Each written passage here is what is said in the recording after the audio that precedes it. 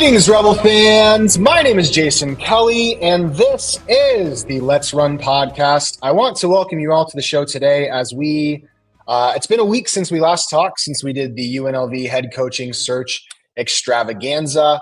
It's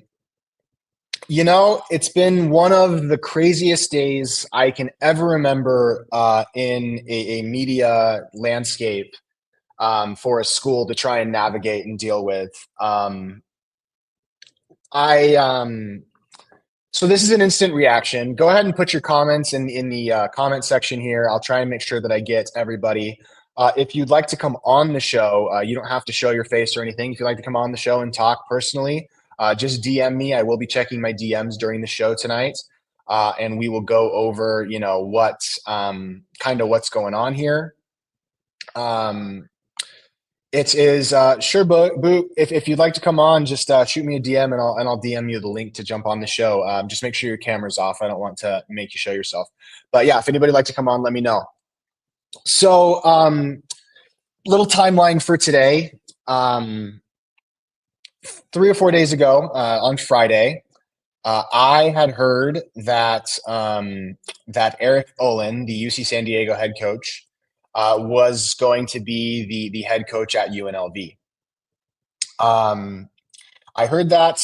I'm not the only person that heard that. It seems like UNLV was in discussions to close the deal on him. Obviously, that didn't happen. That didn't work out. I told, I kind of said that it would on my Twitter, and obviously that didn't happen. So I apologize for Rebel fans if I misled you or anything. I'm not a reporter. I'm just a fan podcast. So, obviously that didn't happen. Then it was Sunday or Saturday. I think it was Sunday. Callie Finn for the Las Vegas Review-Journal. I don't think any Josh Pastner people are going to are going to be big fans of me. But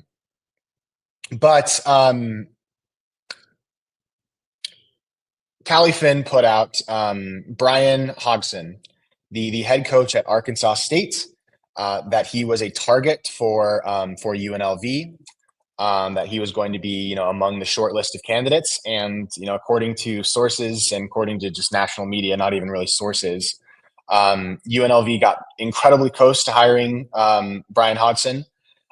Initially, I really wanted Eric Olin, so I wanted Eric Olin to be the UNLV Runnin' Rebels head coach. But as time passed, I came to be pretty happy with the Hodgson hire. To be honest with you, I was pretty excited to get on the show tonight, and let people know about the good things about Brian Hodgson. I thought he would have been a good recruiter, a guy that played a fast, up-tempo style. I was pretty excited for that hire, to be honest with you, even though I initially was very averse to it. We got that confirmation, and it looked like he was going to be introduced as the head coach to the Runnin' Rebels, that he was going to bring good players with him, that he was going to bring a fast playing style with him and maybe retain some current Runnin' Rebels. And then Curry Hicks-Sage, who I was just on his show. I have to do my own. So Curry Hicks-Sage was the first person that I saw was like, I don't think this is actually going to happen. I don't think Hodgson is going to be going to UNLV. And we get the news, we get the bombshell news that Brian Hodgson, the guy that we thought was going to be our head coach and would have been a solid hire, was actually going to South Florida, and had seemingly used UNLV to negotiate positions, to negotiate a better contract and salary. It kind of makes sense if you think about it. It kind of makes sense if you think about it. Brian Hodgson is an East Coast guy. I mean, a Southeastern guy. He was at Alabama under Nate Oates. He was not my top hire. I did not want Brian Hodgson. There was 10 people I wanted more than Brian Hodgson. But ultimately, I thought he was a reasonable choice for the university to go with.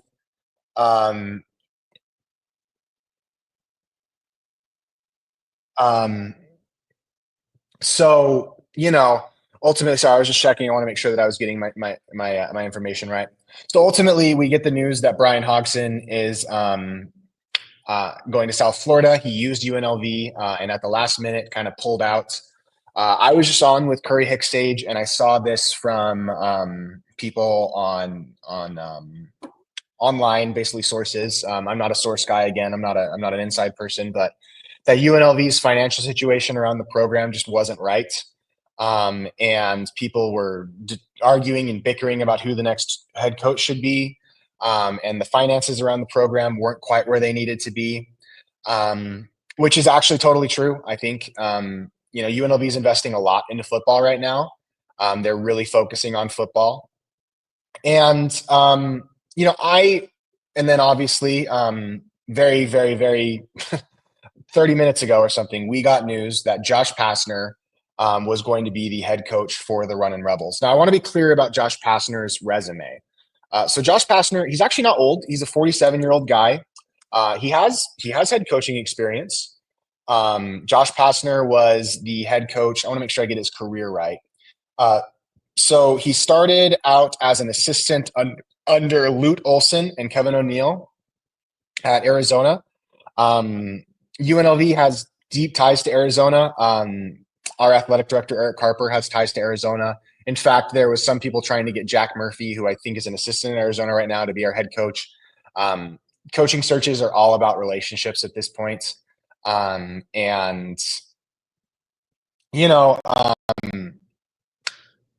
He has connections with Arizona. So after he left Arizona, he went to Memphis at 31 years of age.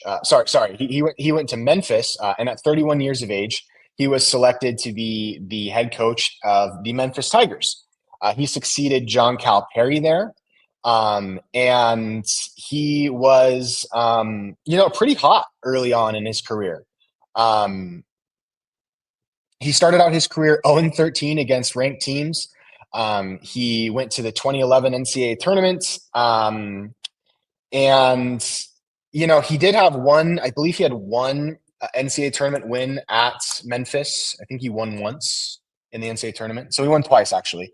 That was in 2013 when he had the Memphis Tigers at 31-5. Then his last year making the tournament was 2014. So Josh Pastner's NCAA tournament drought is just about as long it's just about as long for his career as UNLV's is. I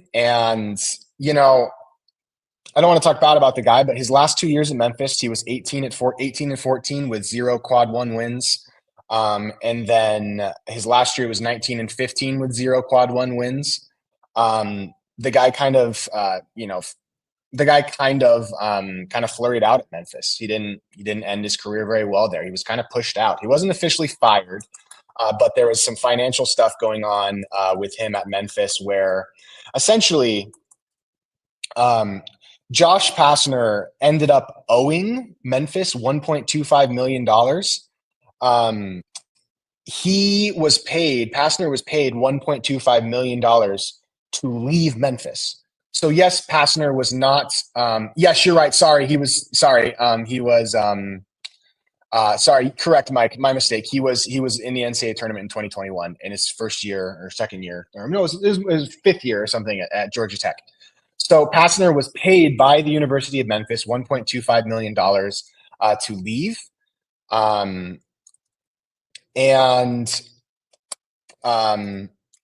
It was not a happy ending at Memphis.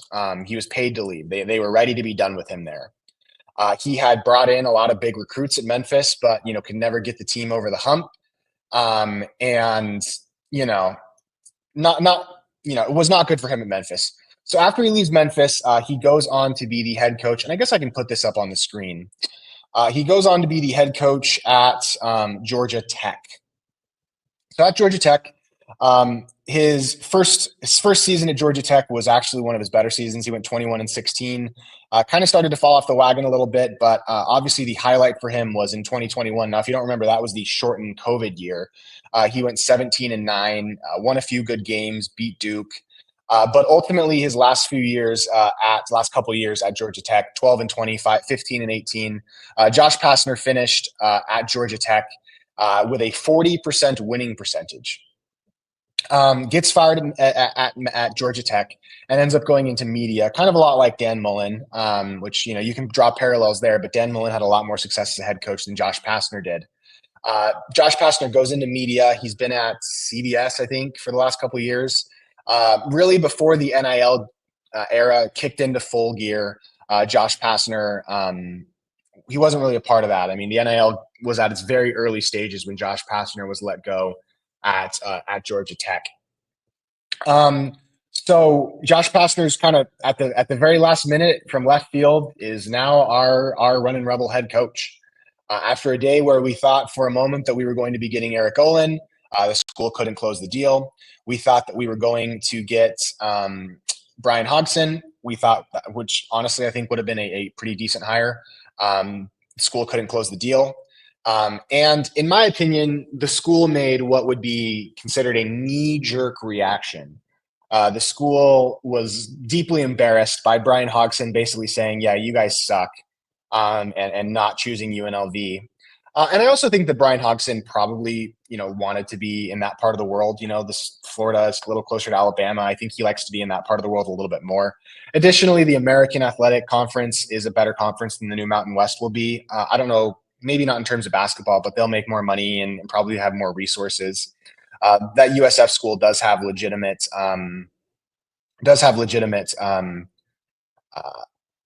resources. So Josh Pastner is a guy that has deep, deep, deep connections in college basketball. Everybody likes him, actually. People think he's a very nice guy. The best person that I could compare Josh Pastner to is probably Dave Rice, I think. And I brought this up on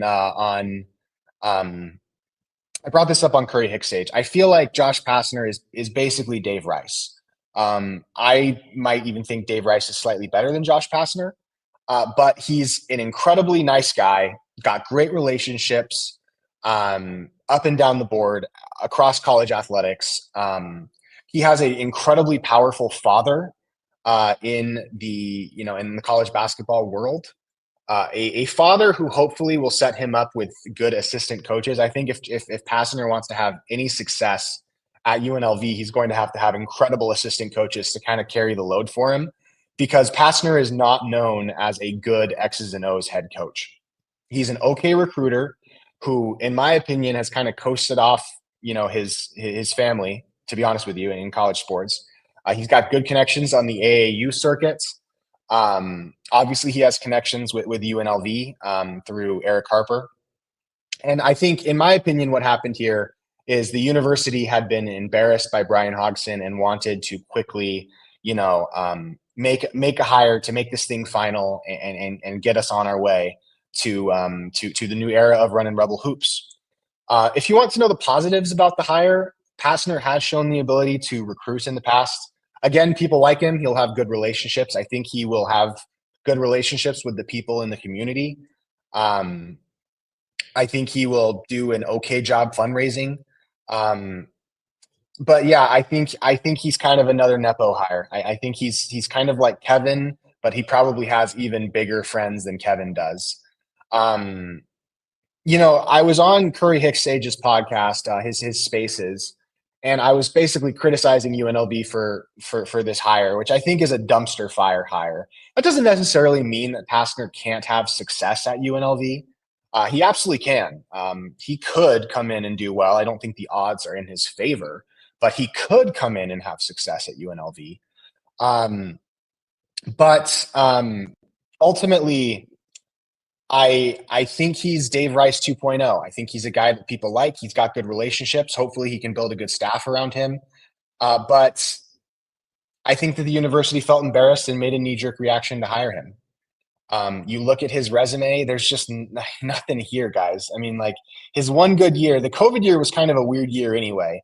His team had a pretty good offense, but they lose in the first round of the NCAA tournament as what seed were they? What seed were they in the NCAA tournament? I don't know, actually. I think they were an 11 seed or something, or 10. Who does 10 play? So they were a 7 seed in the NCAA tournament. They lose to Loyola Chicago that year when Porter Moser was still there. I have to think, that that Passner is more of a figurehead for what people outside of the program want the program to be, as opposed to an actually good coach himself. I made a bet that he has more coaching experience than Dave Rice. Yes, Nick, he does. But I would just say the difference is um, that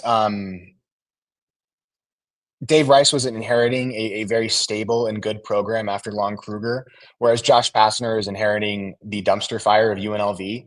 And actually, I think Kevin Kruger might be another good example. I think that Josh Pastner is Kevin Kruger, is another Kevin Kruger, except he may have slightly more powerful nepotism powers than Kevin Kruger did. Um, so ultimately, I think that this hire is just an embarrassing moment for the school. A really embarrassing moment for the school. This today has been a PR disaster. The last several weeks, really, ever since the RJ started, the Review Journal in Las Vegas started making awful defamatory articles about UNLV's financial situation. Um, it's been a crap storm at UNLV athletics. I'm glad that we got Dan Mullen when we did, because if all of this stuff about the budget and our university president Keith Whitfield resigning, if all of that stuff had come out before Barry Odom left, we would not have been able to lock down Dan Mullen. Um, and so, you know, when I was on Curry Hicks Sage's podcast, my point was Josh Pastner is not an X's and O's guy. He's not a guy. He's not a program builder. He's a program inheritor. That's what he did at Memphis. He inherited a program, uh, undeservedly so. From Coach Calipari, who had led Memphis to some serious success. Um, and UNLV needs a program builder, and Josh Pastner isn't that. And to be fair, maybe I'm wrong about this guy. Maybe he comes in and does amazing, and turns UNLV basketball into, and maybe he really hits the ground running in the NIL era and raises a whole bunch of money and brings UNLV basketball back to where they need to be. Because again, I mean, the guy's got serious connections to people with serious money.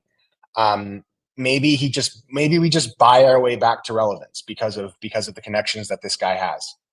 But I would rather the school have taken 2 or 3 days after the Brian Hodgson debacle to try and figure out their coaching position, rather than make a knee-jerk emotional type reaction, which is what I think this Josh Pastner hire was. Again, I look at his teams, even you look at his Memphis teams, and I just wasn't super impressed by them. He did seem to have a good offense for a lot of his years. His really good year where he won 31 games. I guess, let me click on this team. This is Josh Pastner's best year as a coach. They had a pretty elite defense. I don't know. And nobody, I was talking to people that swore for Josh Pastner, and we're talking about him. People were trying to just talk him up, and none of them ever said, this guy can coach. He's a leader of men. Nobody ever said that. Nobody ever said, this guy is a leader and he's going to lead UNLV. People said, well, he's a nice guy and he's got connections. And that should tell you everything you need to know about this hire. Nobody's saying Josh Pastner is a rah-rah guy that will really rile up his players and get his players to play hard. Nobody's ever said that about him. Nobody. It's always Josh Pastner is a nice guy.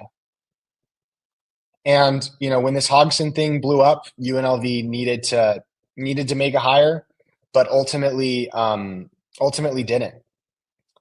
Go ahead and put your guys' comments and questions in the yeah, Nate. You have to understand where Memphis was coming from as a program, Nate.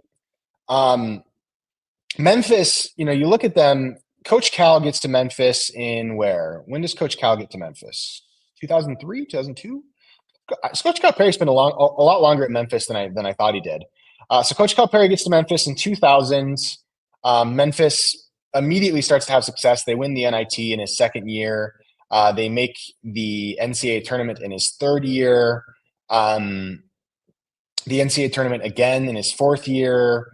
In his fifth year, they make the NIT, lose in the finals to St. Joe's. Calipari has them at 33-4, a 1 seed in the NCAA tournament, losing in the Elite Eight to UCLA in 2006. 2007, they're a 2 seed. They lose again in the Elite Eight to Ohio State. 2008 is the crazy year where they make it to the national championship game and lose to Kansas. That's the team that had Derrick Rose on it. 2009, Coach Cal's last year, I believe. Yeah, Coach Cal's last year, 2009, they were 33-4, a 2 seed, make it to the Sweet 16. That's the program that Josh Pastner was inheriting when he became the head coach at Memphis. 1 seeds, 2 seeds, Final Fours. And what did he do with it? First year, the NIT. Fair enough. Second year, they make it to the tournament as a 12 seed. They lose in the first round to Arizona. Third year, they make it to the tournament. They lose to St. Louis as an 8 seed in the first round. Fourth year, they make it to the NCAA tournament. They win their first game, and then they lose 70-48 to Michigan State. That's the best he ever did. Then they make it as an 8 seed. They beat George Washington and then get killed by Virginia. So when you look at Josh Pastner's resume, you may think, wow, like he did pretty good at Memphis. Josh Pastner was awesome at Memphis. But when you dig in a little deeper, you have to understand that programs coming off of that level of success and prestige tend to do pretty well. And it takes a little bit for the programs to start to fall apart. In fact, let's dive into Memphis's last 2 years. So after his last season making the tournament at Memphis, they win a game to George Washington, get killed by Virginia. His last 2 years, they bring in a solid recruiting class. They win. They lose to Temple in the is this Conference USA were they in? Which they were in the AAC by then.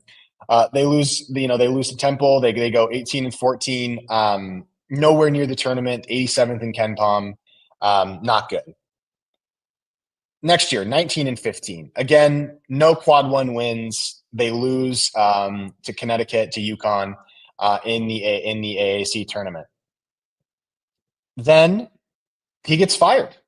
Then the school decides that they want to move on from him. And, the school, after, in 2016, Memphis paid Josh Pastner to not be their head coach anymore. $1.25 million. They said, please leave. We'll give you $1.5 million, $1.25 million. And he left. So, you may look at this I that he had at Memphis and say that, oh, he's not bad. But in reality, when you dig into it, I just don't think he's a good coach. Rush the Court says, let's talk. Let me follow you. I'll invite you on, Rush the Court. Where are you at? Rush the Court, are you following me? Let me DM you because he wants to come on, and I'm not a guy that believes in this hire, but Rush the Court, I'm going to give you a link if you want to jump on to the if you want to jump onto the podcast. I'll bring you on because I think this is an absolutely outrageous hire. I think it's terrible. So Rush the Court, I'm inviting you. You can jump on. You do not have to show your face or anything. Oh, sorry guys, I'm in a room where the lights turn out. Let me get the lights back on. I'm down here on UNLV's campus right now, just trying to process this news, guys. Got to be honest with you. So I invited Rush the Court to jump on the podcast. He was one of the guys that I was talking to on Curry Hicks Sage, and maybe he can give more perspective. We talked a little bit already, but I think that he's, if he wants to come on, I'd love to have him. So, then you look at Josh and you go through his career. Sorry, let me go through Josh's career again. You go through his career. He goes to Georgia Tech. Oh, sorry. Am I sharing my screen still, guys? I think I'm not. Let me share my screen again.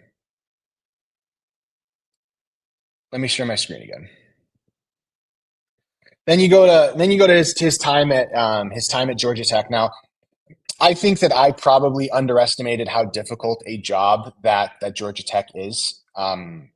From my first initial, reaction to this stuff.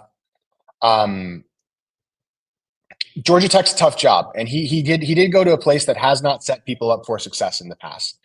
In terms of Power 5 jobs, I don't think it's great. But Josh Pastner's years at Georgia Tech, he seemed to put This is the one. In fact, I'd say this is maybe the most impressive thing he did in his time at Georgia Tech.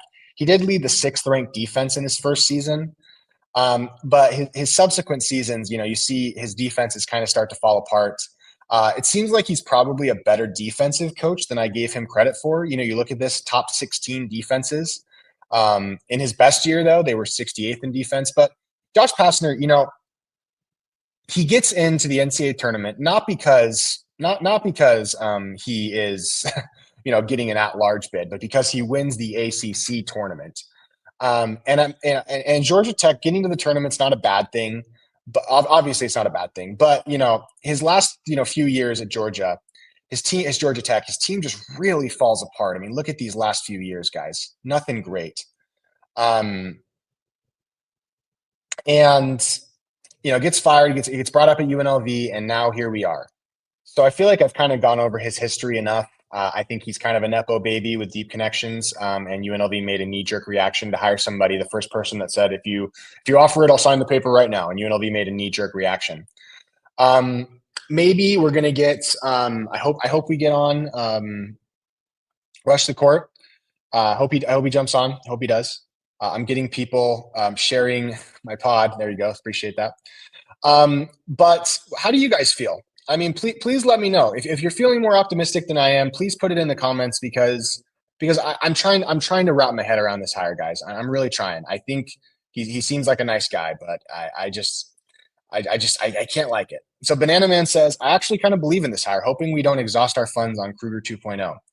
Yeah, I mean, UNLV spent $2.35 million to fire Kevin Kruger after lying to the city of Las Vegas about what Kevin Kruger's contract was. For 3 years, UNLV spent $2.35 million to fire Kevin Kruger. Kevin Kruger is a very well-liked guy. Everybody likes Kevin. Nobody hates Kevin. He didn't get the job done at UNLV, but Kevin Kruger did a comparable job to what Josh Pastner did at Georgia Tech. Now, obviously, Kevin never made the tournament, but Kevin was winning between 18 to 20 games a season. And I have to think that if UNLV knew that Josh Pastner was the guy that they were going to get, that they would not have fired Kevin Kruger. What's the NIL difference between UNLV and Southern Florida? Grammer says UNM's NIL will be $3 million next season. UNLV's NIL was just about $1 million last year. It was more than that the year previous. They had a little bit more. They had a little bit more NIL to work with. I don't think Kevin Kruger did a very good job of generating NIL for players. Making deals and getting more. It was about $1 million last year, but the year before, the 2022-2023 season, it was pretty good. So UNLV has capabilities of getting a very good NIL, package behind them. But as of right now, it's not great right now. But maybe Pastner comes in and can provide more NIL. Maybe that's why they're hiring him. But I don't know. USF is going to be a way better conference than UNLV, and that conference is crap. Yeah. UNLV electing to stay in the Mountain West Conference. To be honest, I don't see that as big of obviously the new Pac-12 is basically a power conference. You look at San Diego State, Gonzaga, Utah State, Colorado State. These are real programs with real momentum. But essentially, I don't really see I don't really see UNLV in the new conference. They're still going to be able to schedule well. They're still going to be able to get good non-conference opponents. And the new conference will have enough good teams in it that if UNLV is good, they should still be able to make at-large type bids for the NCAA tournament. I think that the conference will hurt UNLV more in terms of football than basketball. Okay, where are we at? Yeah, I don't, I haven't had time, guys. I haven't had time to look through Pastner in terms of film yet. All I know is his reputation, his winning percentage. I have to dive in. I was doing Brian Hodgson work up until a couple hours ago, trying to figure out, what Brian Hodgson was going to be as our head coach.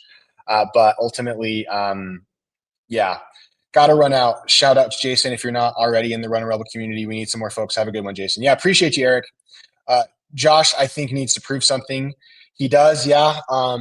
I think that in the NIL era, he thinks that he can really do a good job, and he's connected, and he's got people with a lot of money backing him.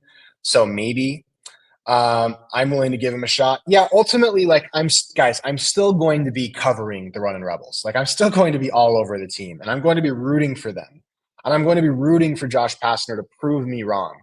But today, in the current circumstances, this is just how I feel, and I feel confident in saying that I don't think this is a good hire. Janet, this is my mom. Hi, mom. We don't need another nice guy. No, UNLV does not need another nice guy. They need another winner, and Josh Pastner isn't a winner, at least to me. Um, what do I think Josh Pastner's salary is going to be? Probably just north of a million. I'd say 1.3 to 1.5, maybe a million and a half. Um, Again, I don't like this hire, so I don't think that Pastner was. I don't think people were banging down Pastner's doors to try and get him to be their head coach. So what do I think he's going to get paid? Probably 1.5, 1.3, maybe starting 1.5 at the end. It'll be a 5-year deal. Yeah, Kevin Kruger had no personality. Kevin Kruger had the personality of a wet paper bag full of expired Thai noodles. So not a ton. Eric says, "Don't love the hire, but I'll give him a chance. I'm interested to see what kind of staff he can build." Yeah, I mean, if you want to give me the positive case for Josh Pastner, it's that with his friends and his connections, he'll put together an incredible staff to where he can kind of be a manager, and he can bring guys in to build offenses and defenses, and he can kind of just lead them. If you want to make the case that he can, through his relationships, put a good assistant coaching staff together, that's the case for Josh Pastner. That he won't have to do all the X's and O's stuff because he'll bring in good assistants. Brandon says Josh will have maybe a chip on his shoulder. Yeah, he will have a chip on his shoulder. That's true. I think he can succeed, but he really needs a good staff around him. Yep, I agree, Mike. You keep talking about Georgia Tech and UNLV, but UNLV isn't playing the caliber of opponent Georgia Tech does. No, but they also, like, you have to understand that yes, Georgia Tech is playing in a better conference than UNLV, but Georgia Tech is also receiving $35 million or $30 million in the ACC with a media deal, and it is Georgia Tech's athletic budget is $110 million a year, and UNLV's is 55 or 60. So, like, yes, he isn't playing the same caliber of opponents as UNLV is, but he's also getting resources that UNLV isn't. I am very interested to see what type of roster he puts together. I think that there was legitimate noise around Brian Hodgson being able to keep a lot of the current running Rebels on our team. But I don't know if Josh Pastner will have that same ability. I don't know that DJ Thomas really wants to leave Las Vegas. I don't think DJ Thomas can be the best player on a tournament team. So, obviously, I think DJ Thomas is a great player, but I don't really think he's that kind of talent. Or an at-large tournament team, he could be the best player on a team that wins a conference tournament. But I hope DJ sticks around. I know that I'm not, I haven't exactly ingratiated myself with DJ Thomas and his family, but I think he's a very good player, and I hope he sticks around. And I don't know if Pastner will be able to keep DJ around, but it's a good thing if DJ does stick around, even though I've been very critical of him. Who did they think they were getting after firing Kevin Kruger? Well, UNLV, I guess I'll say this. This is common knowledge. This is not reporting. This is just something that's out there. You can find this out yourself if you ask around enough. UNLV made a crazy hard push to get Will Wade to be their head coach last week. The UNLV community was backed pretty heavily to try and make a pitch to Will Wade to try and snatch him away from NC State. They were generating, they were getting financial promises that UNLV basketball hasn't seen in a long time. And they were trying to make a compelling offer to Will Wade to come to UNLV. And there were people inside the athletic department that thought that was a real possibility. Now, obviously it wasn't. Will Wade was never coming to UNLV. But UNLV started out their searching hire saying it's Will Wade or bust, and they went for it. Then after Will Wade, went to NC State, which he was always going to do, UNLV retargeted their focus and said, all right, let's interview a ton of people. They interviewed 25 candidates, as was reported, for the head coaching job, and they started to narrow it down. But the problem was they couldn't seem to really close a deal on any of them. They had Eric Olin, and then they didn't. They had Brian Hodgson, and then they didn't. There might be another person that they had, and then they didn't. But I'm sure that Josh Pastner was absolutely among those candidates that were being talked about. Passner has been trying to get the UNLV job. He wanted this job. I don't know what job. I don't know if the job wanted him initially, but Josh Pastner wanted this job, and UNLV was striking out with candidate after candidate. First, it was Will Wade, then it was Eric Olin, then it was Brian Hodgson. It was probably somebody else too. And ultimately, I think that the relationships that Josh Pastner has, the NIL relationships that Josh Pastner has, are what pushed him over the edge after the Brian Hodgson thing blew up in his face. Yeah, I would add Jack Murphy to the staff because the new NIL, because he has NIL connections and then people with big money backing him. And there's a chance that financially that this works out pretty well for UNLV basketball. I just don't know that it's going to winning wise work out for UNLV basketball. Boog says the new Pac-12 is trash. Also, fact wrong. That is incorrect. New Pac-12 will be an outstanding basketball conference. I'm still happy. I'll say this: making the tournament, winning the Mountain West Conference, which will be crap soon. I'm still happy. Yeah, all UNLV. If Pastner comes in and makes it to the first round of the NCAA tournament and gets blown out every year for 4 years in a row, he will have a successful tenure at UNLV. At this point, the program just needs to get wins, no matter what seed they get. Yeah, they just need to get into the tournament. I don't. Nobody really cares whether they win in the tournament at the current moment. How much money does UNLV receive for playing in the NIL tournament next year? UNLV will receive $1 million for the roster and more if they win. Obviously, I don't think they're going to win that tournament next year. That's a crazy field that they're going to be in, but they'll get $1 million of NIL to play around with. Justice, if he can get boosters and money to UNLV, which is what we really need, then if the deficit is true, UNLV has really good boosters despite being in Vegas. We need to build long term. So if that's the play, I'm good for it. I agree with you that Pastner has legitimate financial reasons why you'd want to go after him. I just think UNLV needs a ball coach. They need an X's and O's guy that can really coach the heck out of a game and put together a good defense and put together a good offense. At this point, we'd be better off trying to clone Jerry Tarkanian. I know, a stupid thought. Yeah, if we could pop out a Jerry Tarkanian clone, that would be a good idea. Does this help us retain any portal guys? I would think that this would probably hurt our chances of retaining portal guys. I don't think that this hire was the guy. That doesn't mean they won't come back. Pastner is probably smart. I don't know. I don't know. He also doesn't take days off. Tom Crean, there's no way he's keeping DJ. I have to scroll through some of these comments. Yeah, I would have loved Bucky McMillan. Bucky McMillan. It's interesting. I was on Trilly, which is a community where people talk about college basketball, and apparently Bucky McMillan, and feel free to confirm this with me, but Bucky McMillan has a pretty serious gambling problem. He's a big poker player, and so I don't know that Vegas would have been the right place for Bucky McMillan. The new Pac-12 is not a power conference, though.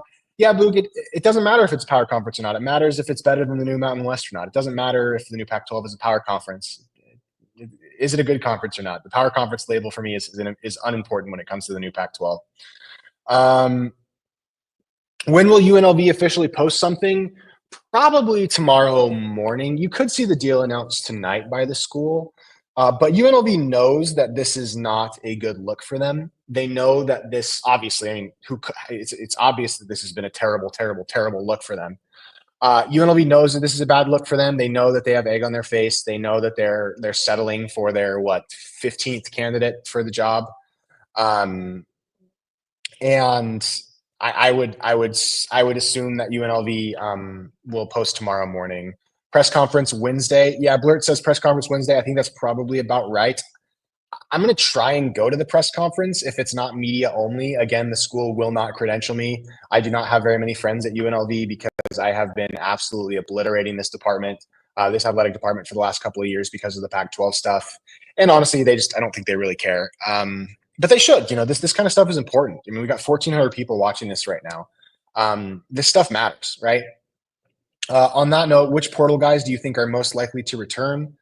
I don't know. My dad. This is my dad using my mom's account. Does Pastner a winner and good late game coaching decisions? Absolutely not. I don't think Pastner is a winner. I think that he is I don't think that he's nobody, even the people that like Josh Pastner, will not tell you that he is a good coach, like a good X's and O's in-game coach, decision maker. Nobody says that about Josh Pastner. Nobody. Even the people that think this is a good hire don't say that about Josh Pastner.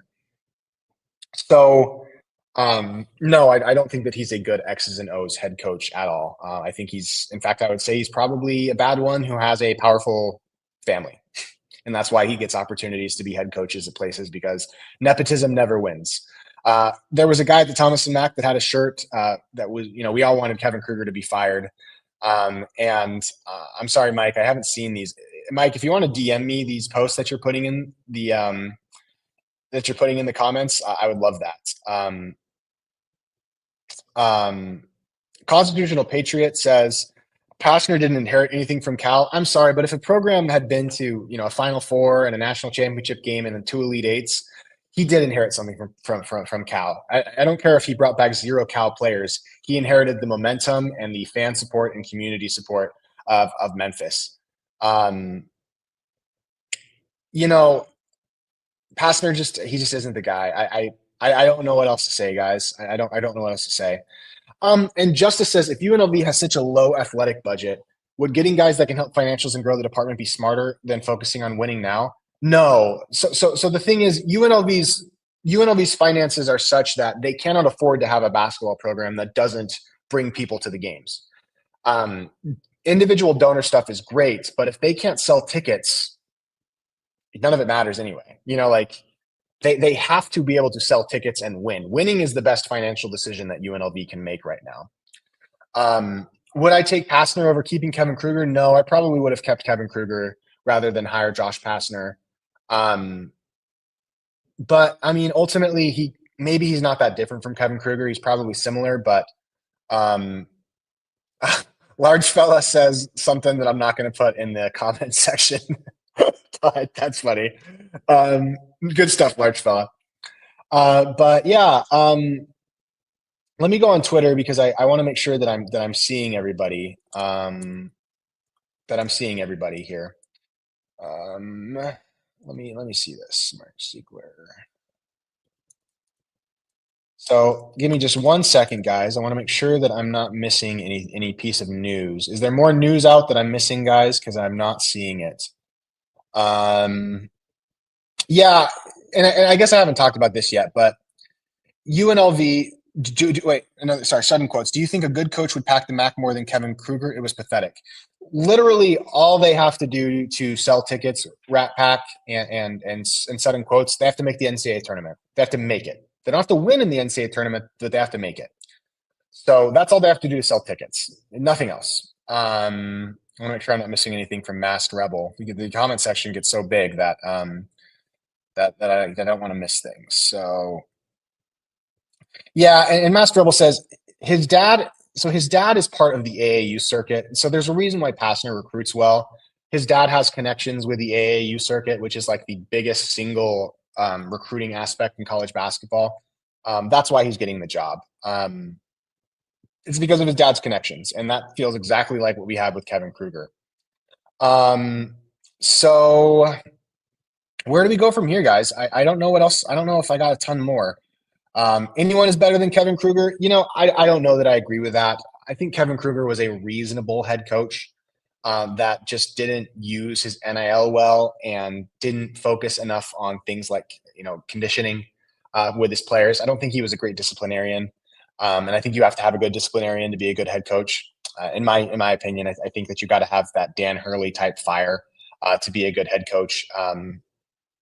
So ultimately, where does UNLV go from here?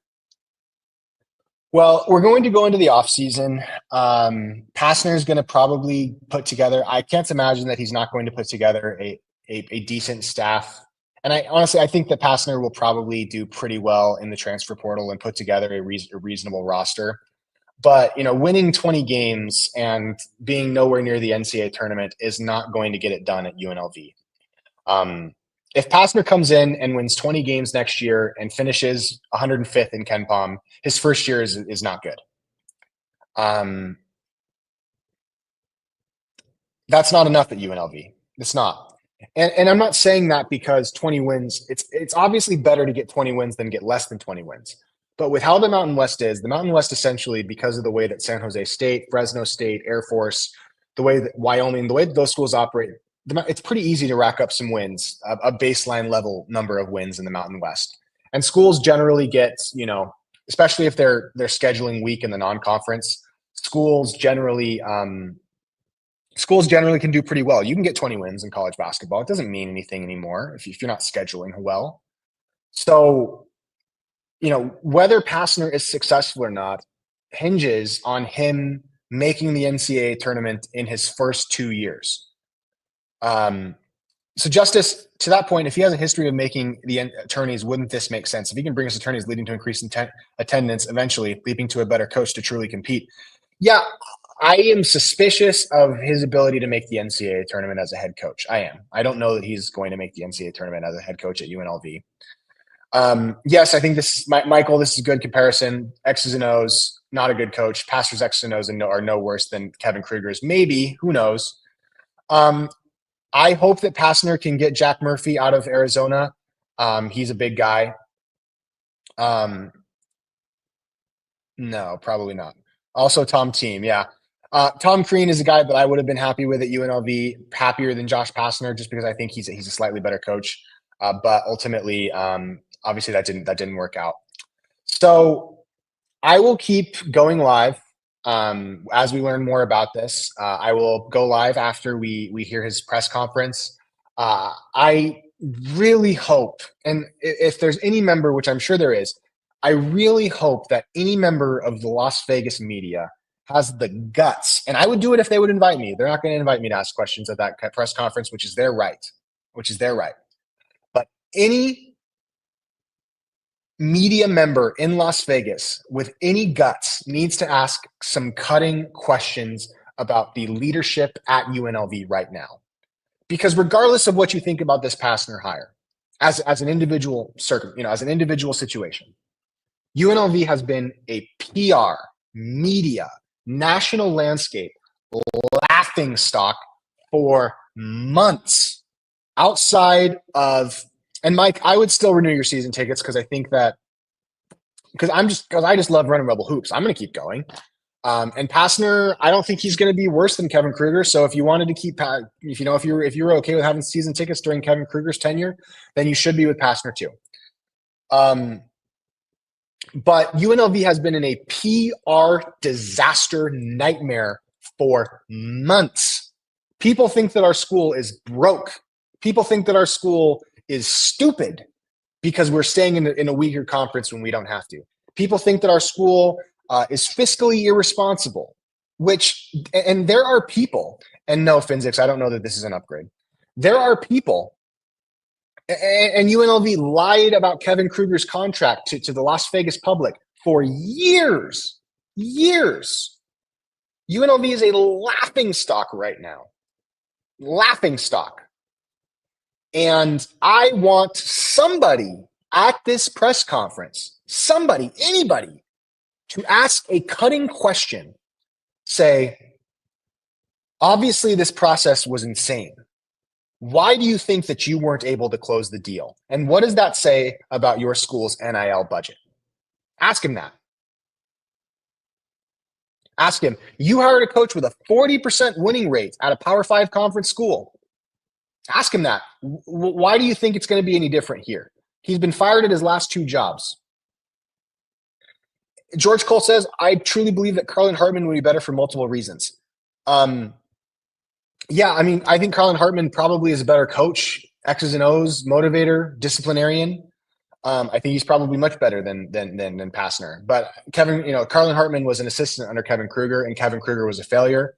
And so I can't in good faith say that Carlin Hartman should have been hired, because it just would have been a PR nightmare to fire a guy and then hire one of his assistants.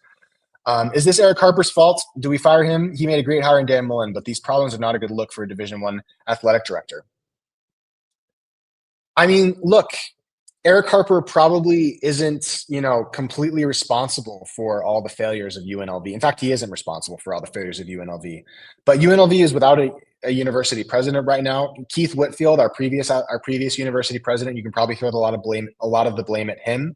You could blame the Nevada Board of Regents. You could blame a lot of different people, but Eric Harper is the guy whose face is going to be on this. So yeah, I mean, if this flops, which I think it's going to, it's on him. It is. So he hired Olin. Mullen doesn't happen without Olin. Yeah, Hartman win. You couldn't hire Eric Hartman, or you couldn't hire Carlin Hartman because he was an assistant under Kevin. You couldn't do that. You couldn't do it. So I guess we'll see, guys. I guess we'll see. I think for good faith that we should be willing to give this guy a shot for a year. I think that we should try and give Pastner our support as fans, regardless of who UNLV hired. You know, it's going to take winning to get the city of Las Vegas to invest in UNLV sports again. UNLV basketball again. So regardless of who we hired, that was always going to be the case.